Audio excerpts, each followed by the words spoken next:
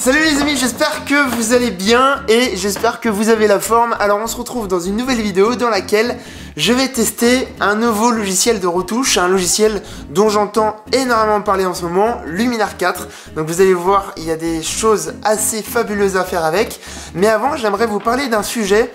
Il y a une semaine, je me suis fait tirer une de mes photos sur poster, donc au format 30 par 40, je l'ai mis dans un cadre et finalement ça rend de ouf. Et je me suis permis de vous poser la question sur Instagram, est-ce que vous seriez chaud pour m'acheter des photos de mes voyages dans un papier quali sous cadre?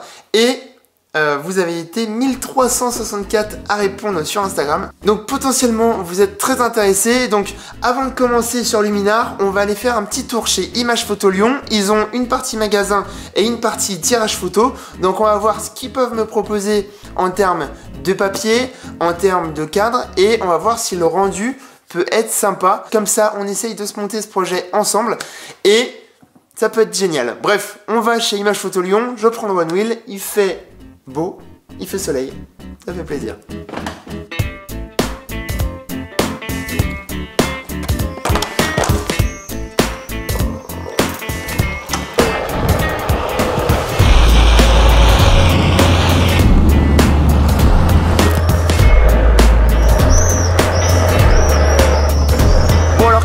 Dans une précédente vidéo, j'habite désormais dans le quartier de la Croix-Rousse à Lyon, donc c'est la montagne, en gros on monte, on descend, et du coup à chaque fois que je redescends à Lyon, je passe par des chemins différents, avec des gymkhana, avec des descentes, avec des virages, et en vrai, j'avoue, c'est vraiment la folie, je kiffe.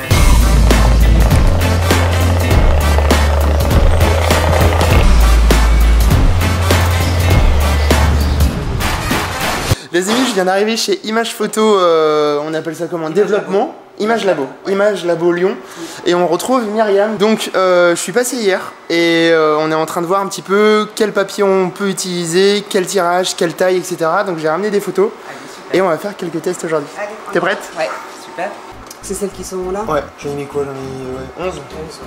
Donc là je vais te les tirer, je vais te faire un exemplaire en brillant, un exemplaire en métal. D'accord, ok. Ah, ça rend déjà super bien, hein. Ah, c'est beau, hein. Par contre là on se rend compte de la définition du truc, c'est quand même super beau quoi. Ah, j'adore, hein. Donc ça c'est papier brillant. Papier brillant. Papier brillant, ouais. Simple, ok. Et on se fait un petit test en métal. Parce qu'elle essaye de me vendre son papier métal. Elle essaye, elle essaye. Qu'est-ce que ça donne, je sais pas.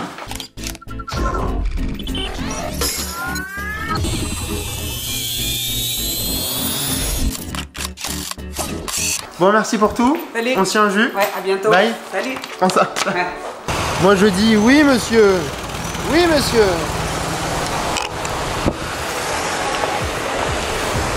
Bon, je sors de Image Photo Lyon. Alors c'est cool parce que il y a pas mal de trucs assez intéressants. On a fait plusieurs tests sur différents papiers. On a fait papier fine art, donc je suis un petit peu moins fan. On a fait du papier métal, ça rend bien sur une seule photo, donc à voir si on fait des tirages sur cette photo uniquement. Sinon le papier mat, le dernier, j'avoue que c'est assez stylé. Donc on va réfléchir, mais ça peut être pas mal d'échanger un petit peu. Donc dites-moi si ça vous chauffe, dites-moi quelle dimension vous intéresserait. Dans mon idée, ce serait vendre des photos déjà mises sous cadre. Et ça peut stylé. Bref, on en parle, je rentre et on va parler un petit peu retouche photo avec Luminar 4. C'est parti.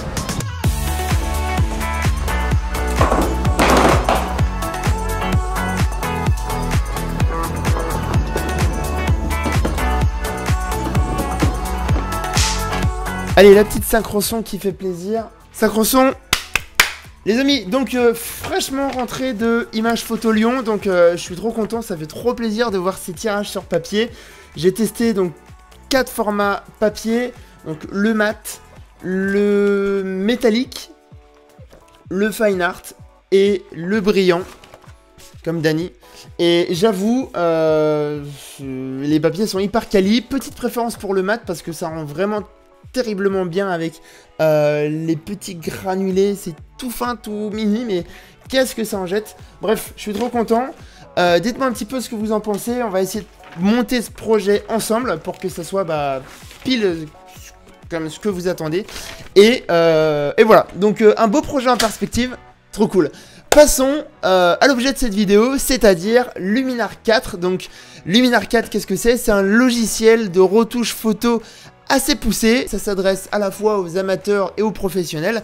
Et ce qui est bien, c'est qu'on peut l'utiliser de deux manières. Donc soit on peut l'utiliser en plugin directement sur Lightroom ou Photoshop, ou soit on peut utiliser le logiciel en tant que tel, en tant que Luminar 4. Donc je vais vous montrer un petit peu de quoi il est capable. On va retoucher une photo aujourd'hui, on va se concentrer sur une photo pour essayer de voir un petit peu les différentes fonctionnalités. Et vous allez voir, il y a quand même pas mal de choses hyper stylées à prendre en compte. Alors c'est un logiciel qui peut faire débat parce que la retouche est tellement poussée, c'est tellement un gain de temps par exemple pour remplacer le ciel ou pour ajouter des éléments que on pourrait presque associer ça à de la tromperie, à de la triche, parce que retoucher une photo n'a jamais été aussi facile. Donc j'aimerais bien avoir votre retour sur la question en commentaire. Je vais vous montrer un petit peu qu'est-ce qu'on peut faire avec ce logiciel et je vous laisserai me dire un petit peu ce que vous en pensez, si vous l'utilisez, etc., etc. Donc, on va lancer Luminar.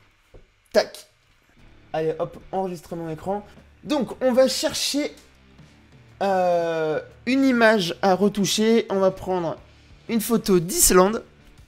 Celle-ci est pas mal puisque donc c'est une photo RAW. Hein, pour utiliser ce type de logiciel, c'est quand même mieux d'utiliser du RAW pour garder toutes les informations dans l'image et pour pouvoir les retravailler en post-prod. Donc là on a quelque chose qui est à contre-jour, on a un ciel qu'on peut éventuellement remplacer, on va voir tout ce qu'on peut faire avec. Alors en fait vous avez deux grandes principales fonctions, c'est outils de base ici et l'onglet créatif. Donc les outils de base, on va dire qu'on se rapproche vraiment de Lightroom ou d'un logiciel de retouche classique. Donc on peut retoucher la lumière comme on veut, donc la température, la teinte, l'exposition, le contraste, les hauts de lumière, les ombres, etc., etc.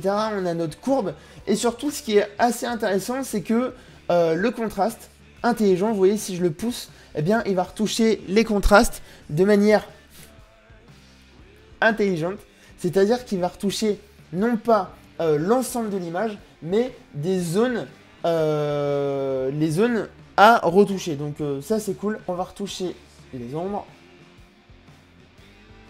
Tac. Oh, cette photo est tellement stylée. Je suis désolé, c'est Riyadoug qui l'a pris. Riyad, si tu passes sur cette vidéo, bonjour à toi. Qu'est-ce qu'on a? On a la structure, on a les couleurs. Donc là on peut ajouter un masque un petit peu comme sur Lightroom, etc., etc. Mais ce qui va faire de ce logiciel un logiciel complètement incroyable, c'est pas tant cette partie outils de base, mais c'est plus cet onglet-là, l'onglet créatif, et notamment avec la fonction remplacement du ciel qui est absolument fascinante. Ici, vous pouvez choisir un ciel parmi plusieurs ciels.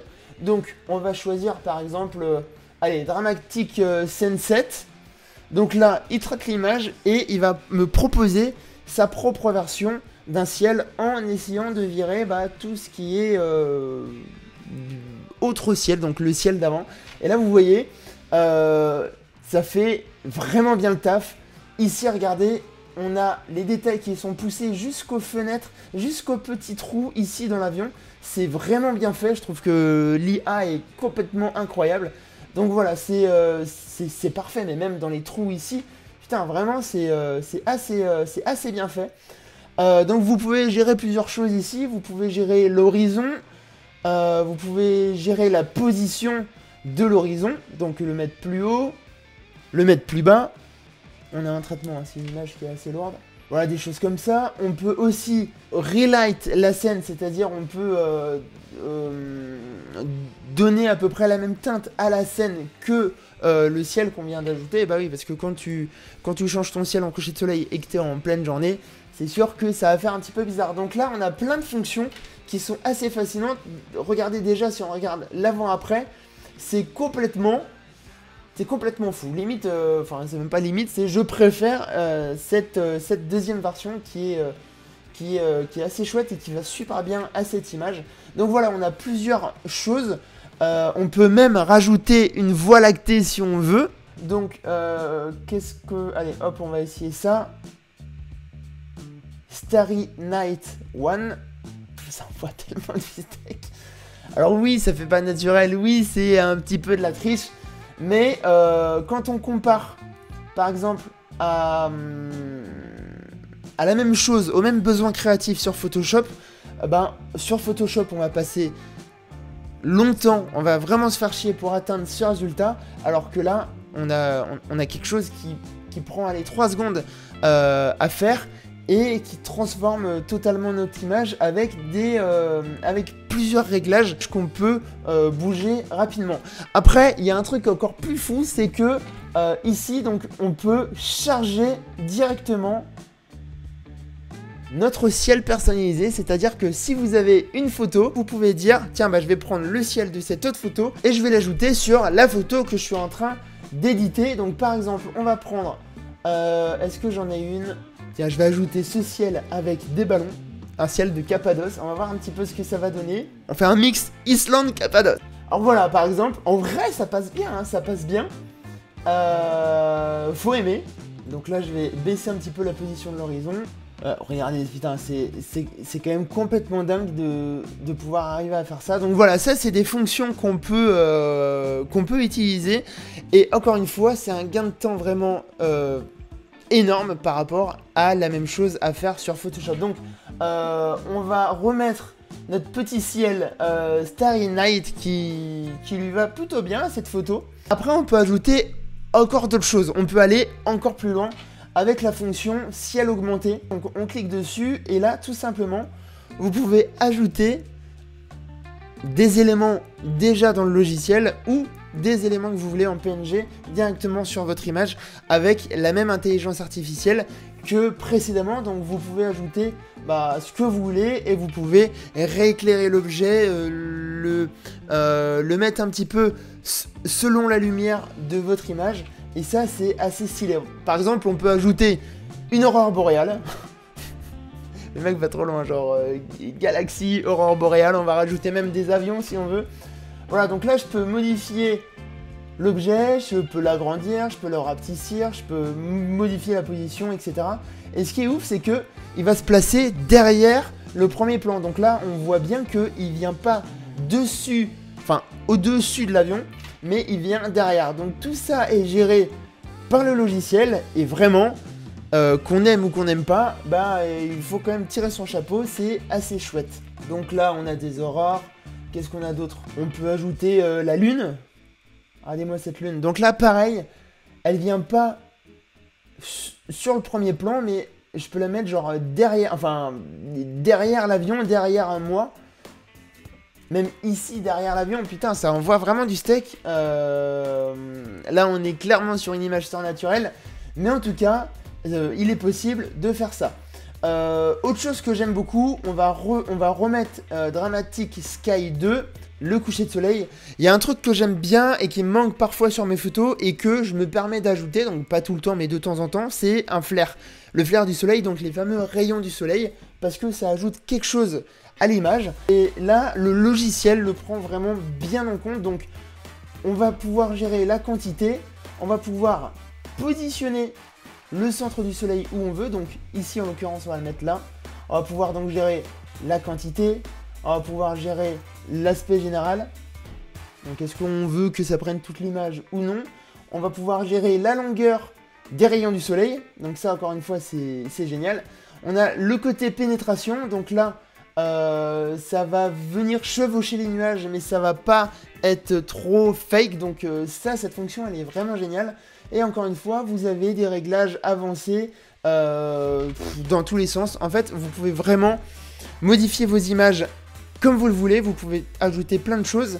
Et vraiment, je trouve que le logiciel est à la fois rapide, à la fois puissant et vous permet d'aller assez loin de manière créative. Donc, il faut aimer ce style de retouche.